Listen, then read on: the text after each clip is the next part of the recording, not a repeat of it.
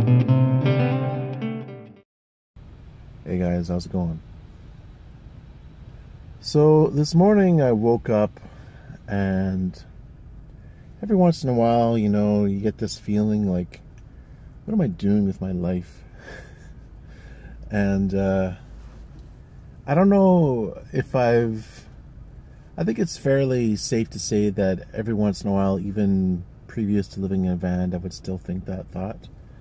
But the thing with living an alternative lifestyle like this, as in living in a van, is that you second guess what you're doing because it's not the norm. When you look at conventional society, people that don't really know any different, it seems like there's almost what's the word I want to use? An acceptance of the way things are. And someone today at work said, this is kind of like the boat we're in. And I would expand upon that further and say, yeah, this is the boat we're in, so what are you going to do about it? You can choose to be happy, or you can choose to be sad. You can choose to direct or steer your boat, guide your boat to a beautiful tropical island, or you could choose to guide your boat to a really nasty place. And really, it's ultimately up to you. You're the guy in charge of navigation. So I guess what I'm saying is, for me, from time to time, I have a feeling of uncertainty. Am I doing the right thing? I could live in an apartment. I would be really broke, but I could get by. I could live without a car and save money that way. I could try to get a place close to where I work, and that would solve a lot of my transportation issues. I could do it, and would I be more comfortable? And I think in the next couple years, I'm going to continue the experiment of deciding whether this is right for me or not. And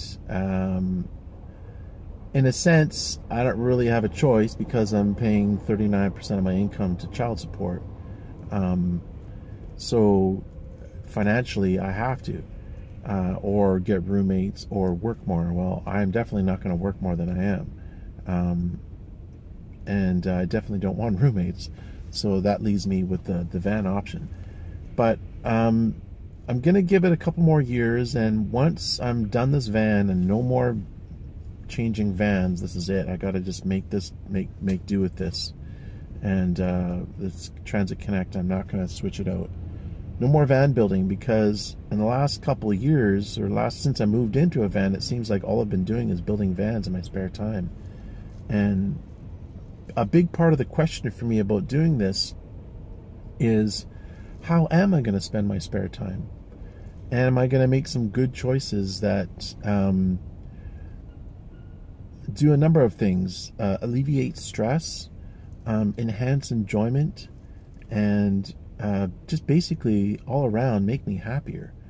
And if I'm going to do those things and actually do them and not just talk about them, then I think my life could be better. If I follow through. But if I don't, if I find that I'm just being lazy and just staying at home in the van or whatever and watching YouTube videos and not getting out there and just being reclusive, so that means I might as well just get an apartment. If I'm just going to sit around doing nothing all the time, I don't need to have lots of money. But if I really want to get out there and enhance my happiness level, then I'm going to need some money to pay for it.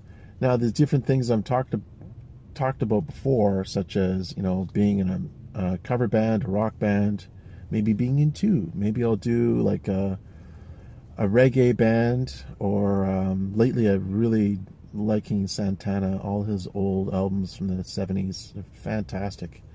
I was thinking of maybe doing a Santana tribute band, or maybe an 80s cover band, and just play 80s music, you know, because that seems to be kind of a popular thing these days. I think I could make that work. But, so, playing music is one thing I could do. Getting involved, meeting people, socially and stuff like that. Lots of different ideas I have. But I actually have to do them. And so I'm taking the time of these a year or so, probably more like 2, and see if I actually do it. But if I find I'm 50 years old, I'm going to be 45 soon. If I'm 50 years old and living in a van and not doing anything besides living in a van and working, then I might as well be living in an apartment, if I can afford to. So that's kind of, I've been thinking about that the last few days. But really the other message I want to get across is the kind of feeling of uncertainty, and you like second guessing yourself, because what I'm doing and what van dwellers are doing is out of the norms of society. And every once in a while when I told someone at work the other day that, somebody at work asked me directly, what's in the back of your van? I don't lie. I try not to lie. It makes me feel very kind of against who I am. So if they ask me directly, I'll say, oh, I'm living in there. And this guy, which I could kind of predict the way, just his personality, he's like, what? It's like, and this guy's a pretty intelligent person, and I like him. I've known him for 10 years, and I mean, he really was this overwhelming sense of feeling sorry for me, and he's offering to give me things, and he tried to give me this blow-up air mattress thing, which I don't need, and I don't want. I don't have the room for it. And then he's offering me utensils, and I was like, oh no, I don't need it, man, because I got very limited space, and I'm a minimalist, so I don't really want any of this stuff. But my point is like, he had this feeling of feeling so sorry for me, and that doesn't really register with me, because I'm not the kind of person to feel sorry for myself. I'm the kind of person that's like, you got a problem, figure it out, deal with it, solve it, and move on. So if you even see it as a problem in the first place. But he sees living in a van as a huge problem, and he's saying, well, how come you can't move in with your brother, or you can't move in with family or something? And I'm like, well, I don't want to be a burden to people, and that's only going to have it's only going to be a temporary solution, besides the fact that it's just not something I want to do. And living in a van, it's got its challenges, but it's really not that bad. As long as you have heat and a comfortable bed, it's really not that bad. But like anything, there are pros and cons. So I think that's my plan. I'm going to give this at least 2 more years, and I'm going to see if I actually follow through with my goals and my overall plan, if I actually do it. And like I said, get more active socially, try to find things to enhance the quality of my life, rather than just sitting at home and in an apartment and surfing the internet or watching TV. Because I know for a fact that if I was living in an apartment, that's what I would do the majority of the time if I wasn't working. Just like the vast majority of North Americans do. They watch 4 hours of TV a day. Now, TV doesn't really appeal to me, but there's so many things on the internet that I find interesting. I could easily burn that time doing that. So yeah, it's going to take some time to see if I can actually put my ideas into reality. If I can turn the ideas I have in my head into a tangible result that enhances the quality of my life. That is the ultimate goal. What can I do to enhance the quality of my life? And I think that living in a van is really one way to do it, because you have a lot more money to play with. Now, there's people out there traveling around and living the van life, but to me, they're in a whole different category. If you're living in a camper van in a city with a full-time job, that's completely different than somebody who's living on the road and traveling from destination to destination and financing it however you may choose to do so. That's a completely different lifestyle. And I'm seeing if I can make the static camper van thing work. Can I do it? Can I do it? Is it going to help my life quality? Am I going to stick with my goals? So to sort of summarize, if I can reach my goals to enhance my life, then the Vandwelling experiment is a success. If I can't, or no, it's not, the word isn't can't, the word's don't. If I don't reach my goals for lack of effort, I mean, because fundamentally the main reason is going to be effort. If I don't do that, then I'm not going to live in a van just to live in a van, to suffer financially, because I could suffer financially in an apartment. And, you know, I don't like waking up cold in the morning. I really don't like it. And I think to myself, what the hell am I doing? I'm freezing. And, you know, I work full time. I have a good paying job. Why am I freezing? It's not necessary. I could be living in an apartment right now and not be freezing. But then it's a trade-off, because yeah, you're not freezing, but then I would have absolutely no money. Well, not no money, but I would have way less money available to make my life better. And I would be scraping by more or less. And I don't want to do that. I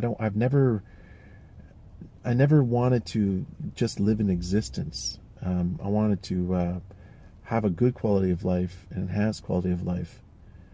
But then, like I said kind of at the beginning of this video, you know, you compare yourself to the rest of society and you say, well, this hasn't been documented or experienced in the same way that traditional lifestyles are. And when you're living outside of that box, it's uncertain, and you have to be comfortable with that uncertainty. And I'm willing to live with the uncertainty if it pays off in terms of me actually reaching my goals and my life being better. Because ultimately there is no certainty about anything. I mean, I could get hit by a bus tomorrow. I could lose my job. You know, there could be a major earthquake in my area. Is it prone to earthquakes? There's no guarantees in life.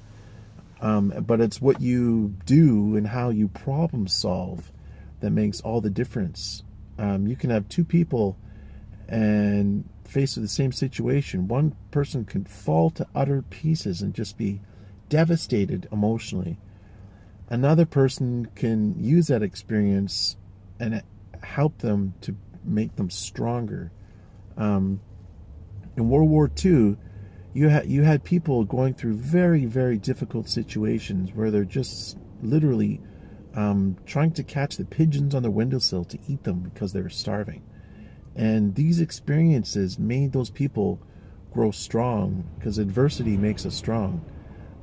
So, you know, that's the kind of, you can either have one person who can crumble and just like melt into the ground from a bad experience, and you get another person experience the same bad experience, but it makes them stronger.